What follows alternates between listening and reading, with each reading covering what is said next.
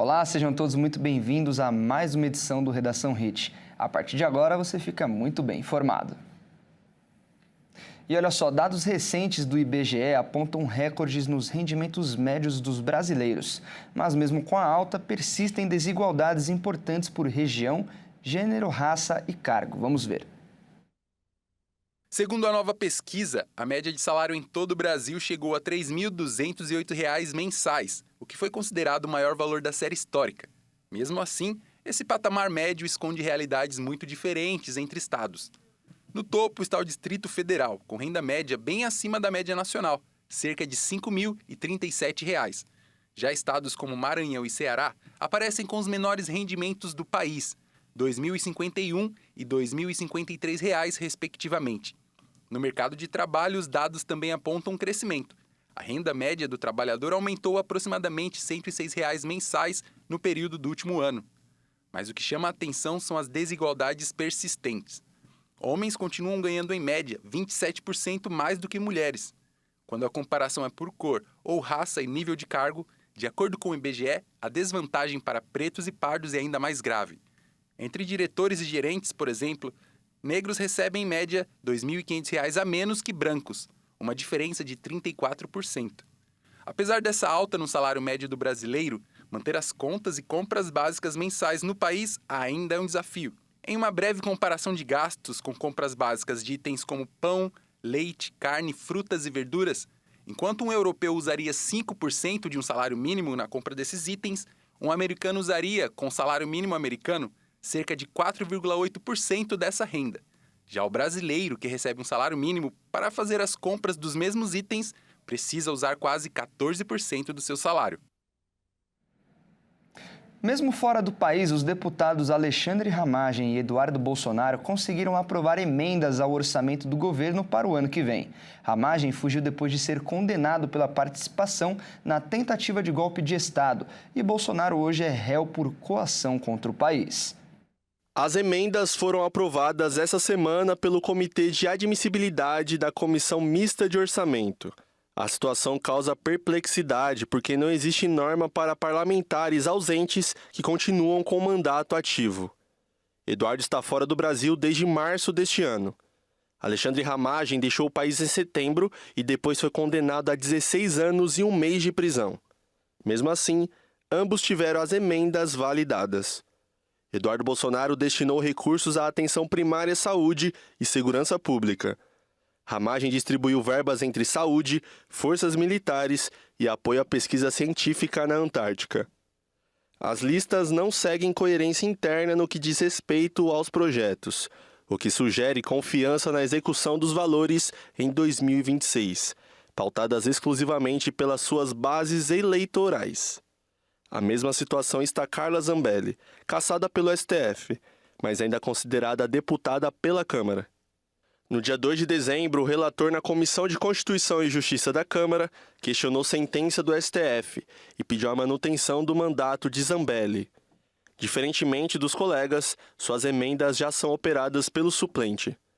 A tendência é que Eduardo, Ramagem e Zambelli percam os mandatos apenas por falta de comparecimento, o que só ocorre a partir de março de 2026. Até lá, poderão manejar recursos públicos previstos no orçamento. Antes de fugir do Brasil para os Estados Unidos, Alexandre Ramagem também conseguiu movimentar em apenas um ano um volume grande de recursos públicos. O deputado destinou R$ 24.300.000 em emendas parlamentares, sendo a maior parte desse dinheiro já sido liberada. Os gastos com os gabinetes dos deputados também seguem a pleno vapor. Em outubro de 2025, período em que os três já estavam impedidos de exercer o cargo por decisões do ministro Alexandre de Moraes, do Supremo Tribunal Federal, a Casa gastou, segundo o site Congresso em Foco, R$ 398.400 apenas com a manutenção dos gabinetes dos parlamentares. Uma grande operação para combater o contrabando foi realizada no Mato Grosso do Sul. A repórter Giovana Coene vai trazer os detalhes.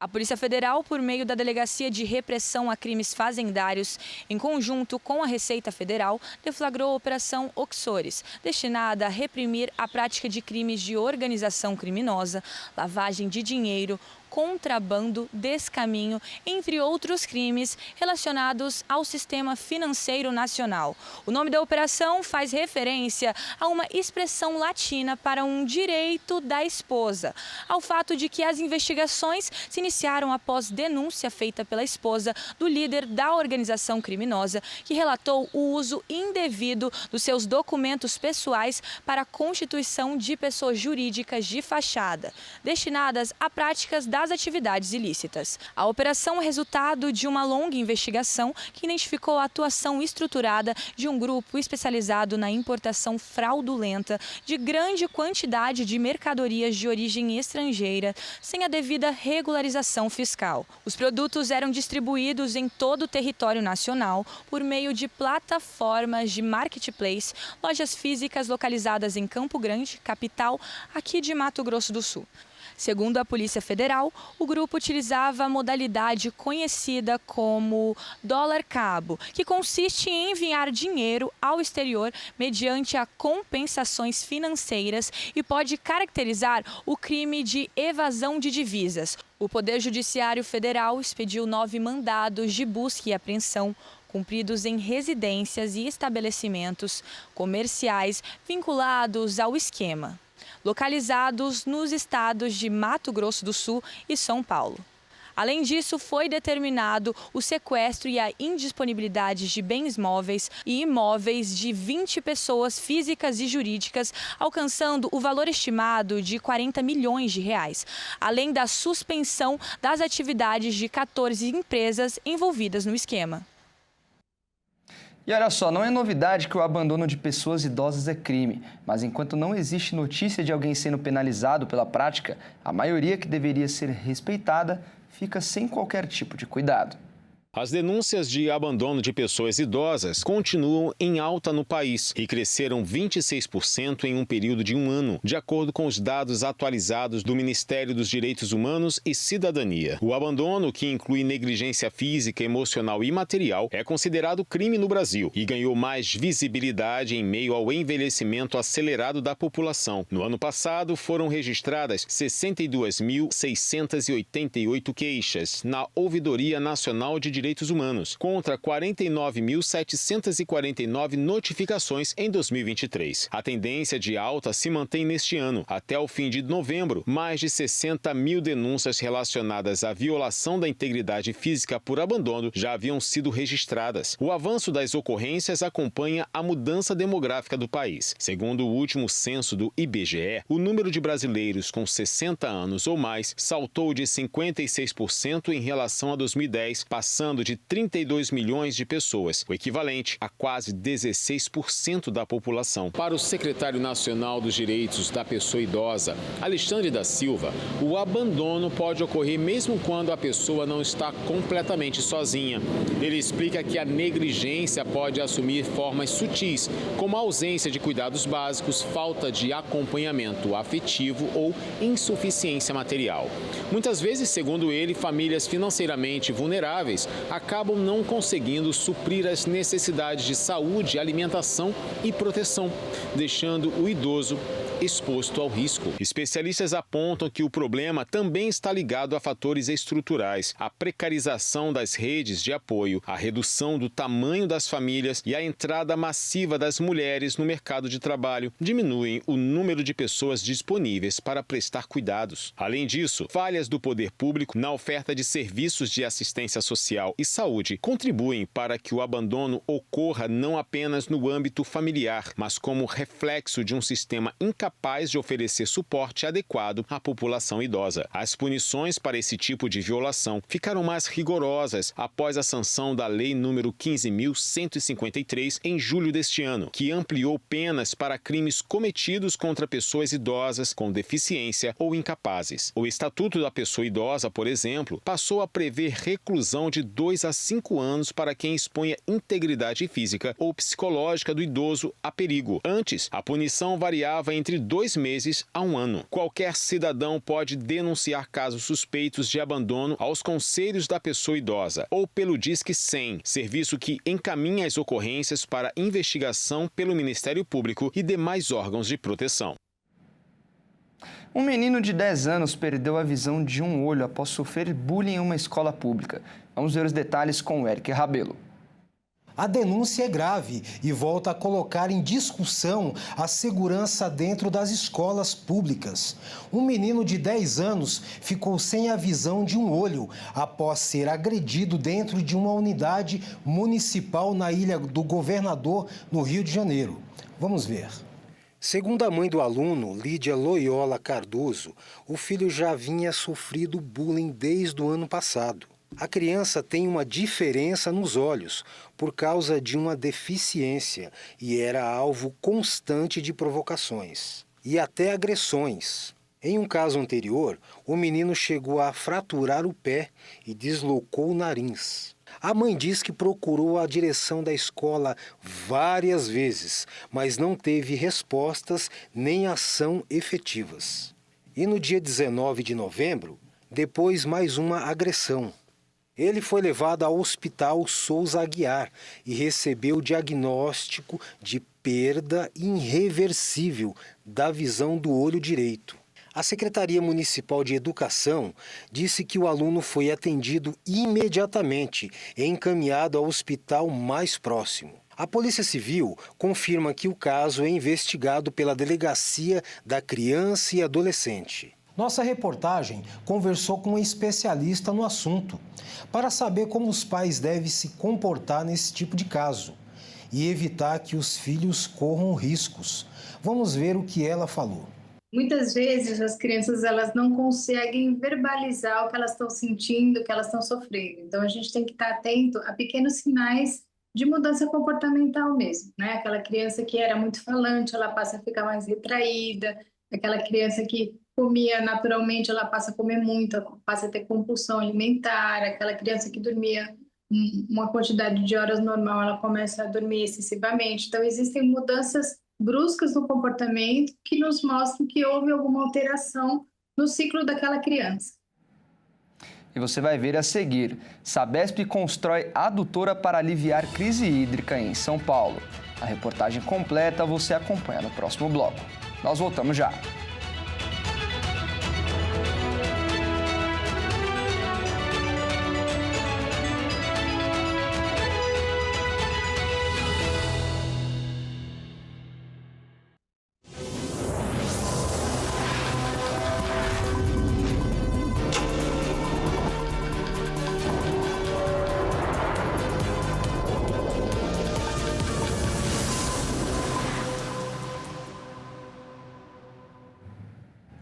Para enfrentar a crise hídrica que atinge a Grande São Paulo, a Sabesp construiu uma adutora que busca água a 60 quilômetros de distância da capital.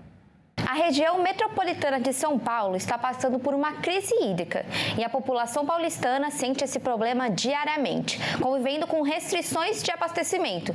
E para aliviar esse momento, a Sabesp está buscando água a 60 quilômetros da capital, por meio de uma adutora e um túnel localizados na Serra do Mar, que leva água até o sistema Alto Tietê. A secretária do Meio Ambiente, Infraestrutura e Logística, Natália Rezende, explicou como essa nova obra funciona. E aí ela é composta por 8,5 quilômetros de adutoras, um túnel no final de 500 metros, 8 composição de bombas modernas, automatizadas, em que a gente vence um vão de 98 metros para a gente pegar a água, captar ali do Rio Sertãozinho e levar para o sistema Alto Tietê. Esse túnel aumenta 17% o abastecimento de água do sistema Alto Tietê, que é a segunda maior fonte de abastecimento de São Paulo. O sistema Cantareira também será beneficiado por essa nova obra. Recentemente, o Cantareira marcou o nível mais baixo de água em 20,8%. Ou seja, milhões de pessoas que são abastecidas por esses dois sistemas não sofrerão com a escassez dos últimos tempos. E por essa urgência, a obra teve que ser adiantada em 6 meses. Isso representa 17% a mais de capacidade para o Alto Tietê. E aí é benefício para 22 milhões de pessoas e ajuda também o Cantareira, porque a gente opera de forma conjunta. Quando a gente aumenta a capacidade do Alto Tietê em 17%, então coloca mais 2.500 litros por segundo, que é muita coisa, a gente aumenta a capacidade do todo. Então, a gente melhora a resiliência do Sistema Integrado Metropolitano. São Paulo passa por uma baixa temporada de chuva, por isso a construção desse túnel foi essencial. Mas o local de sua construção é de Mata Atlântica, ou seja, área de proteção ambiental. Mas a secretária garantiu que houve preocupação com o meio ambiente durante a obra e que estudos foram feitos com alcance de curto, médio e longo prazo para decidir pela escolha dessa solução para a crise hídrica e outras crises que venham a ter até 2060. Foi tudo pensado para ter essa responsabilidade ambiental na obra e também na outorga, no uso dos recursos hídricos, olhando a bacia hidrográfica como um todo. Então foram feitos estudos, e estudos que estão dentro do planejamento regional, num olhar de curto, médio e longo prazo até 2060, para a gente fazer essa obra, e também outras como Itaiaçupeba-Billings. Em Santa Catarina, um esquema de vendas ilegais de jazigos foi descoberto. O negócio movimentou mais de R$1 milhão. Vamos conferir com a Michele Veiga. Em algumas cidades brasileiras, a venda de jazigos, para sepultamento é totalmente legal e é avalizada aí, pelos órgãos competentes. Mas também o que não pode é usar disso para lavar dinheiro, extorsão, enfim, outros artifícios aí criminosos, como aconteceu aqui em Santa Catarina, onde o Ministério Público do Estado deflagrou a Operação Vox Mortis, que investigou um esquema de venda de jazigos na cidade de Palhoça, no norte do estado, ali próximo a Florianópolis. De acordo com a investigação, esse esquema movimentou em 2 anos, entre 2024 e 2025 foram os anos de investigação, mais de R$1 milhão nas próprias contas bancárias de espaços aí onde vendiam esses lóculos ou jazigos dentro dos cemitérios da cidade. O Ministério Público instaurou esse inquérito e 12 mandatos de busca e apreensão na cidade, inclusive de Palhoça, Florianópolis e também São José, foram expedidos e essas situações aí estão sob investigação da polícia. A decisão aí também da operação determinou o afastamento imediato da gestora do cemitério local. Já a Prefeitura Municipal não se manifestou, disse só que alguns outros que estão envolvidos, que são servidores, foram afastados para a investigação. Os demais, vão esperar aí a conclusão do inquérito do Ministério Público e das futuras instaurações aí de informações de justiça, e para a justiça e fazer as suas determinações de pena. Mas esse esquema estava movimentando muito dinheiro e é aquele negócio, quando o seu ente falece, não tem aonde fazer o enterro, quer um lóculo, quer um jazigo, vai lá, negocia e compra, e o pessoal aproveitava ali para fazer a extorsão. Tudo isso está sendo investigado aqui no estado. E olha só, vários estudos feitos ao redor do mundo revelaram que muitos animais apreciam as músicas, ficam calmos e podem até fazer pose de assistência, desde que sejam melodias de boa qualidade sem barulho. Estudos recentes têm reforçado a ideia de que a música pode ser uma aliada importante no bem-estar animal. Pesquisadores das áreas de psicoacústica e neurologia veterinária analisaram o comportamento de mais de 150 cães, tanto em canis quanto em residências, para avaliar como determinados sons influenciam o estado emocional dos animais.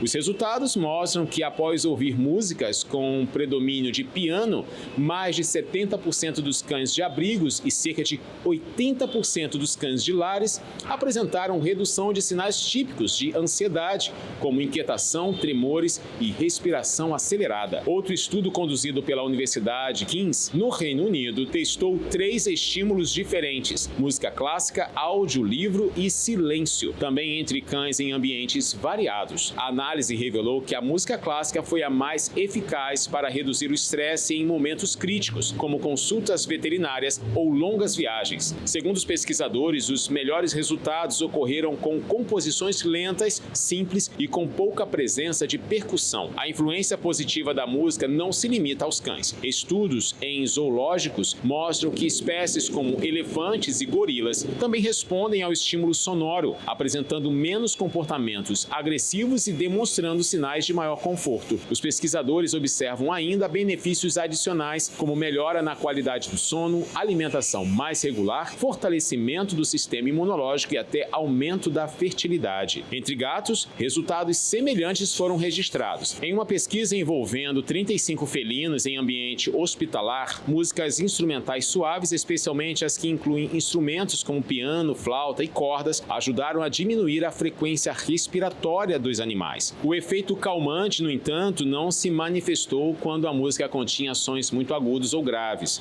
reforçando que o tipo de composição é determinante para gerar bem-estar. Os pesquisadores afirmam que, mesmo com índices favoráveis, isso não significa que irá funcionar em todos os animais. E nós já estamos no mês de dezembro e muita gente já está planejando a ceia de Natal. Uma pesquisa mostra que 1/3 dos brasileiros costuma fazer churrasco nessa época do ano. A cultura do churrasco já faz parte da vida do brasileiro. Assar aquela carne e chamar os amigos já é motivo de esperar ansiosamente pelo final de semana. E segundo um estudo do Kantar, que avalia dados de consumo, 33% das casas brasileiras optam pelo churrasco nas festas de fim de ano, 10% a mais do que era em 2021. De acordo com a pesquisa, 29 milhões de brasileiros fazem churrasco toda semana. As carnes bovinas são as mais presentes nos lares, seguido pelas aves e linguiças. Dados da pesquisa afirmam que os brasileiros fazem, em média, 4 compras de proteínas por mês e entre as carnes mais consumidas, o acém dispara na preferência da população. Em relação a onde comprar as carnes, parte das pessoas preferem comprar em supermercados, com cerca de 20% do volume, com ticket médio de R$ 50,59, pequenos varejos com 30% e média de R$ 51,42 e açougues com quase 8% do volume e com o maior ticket médio, R$ 66,85. E mesmo com essa variação de preço na hora de comprar a carne, o brasileiro sempre acaba dando um jeito e o churrasco de fim de ano com certeza não vai faltar. E no Redação Hit de hoje vamos conhecer a charmosa e histórica Diamantina, em Minas Gerais. Localizada no Vale do Jequitinhonha, Diamantina é uma cidade histórica de Minas Gerais, cujo nome deriva da intensa exploração de diamantes que a tornou o maior centro de extração do mundo no século XVIII. Sua história é marcada pelo controle rigoroso da coroa portuguesa, pela rica cultura popular e pela figura de Chica da Silva, a escrava liberta que se tornou a mulher mais rica e poderosa da região, além do fato de ser a terra natal do ex-presidente Juscelino Kubitschek.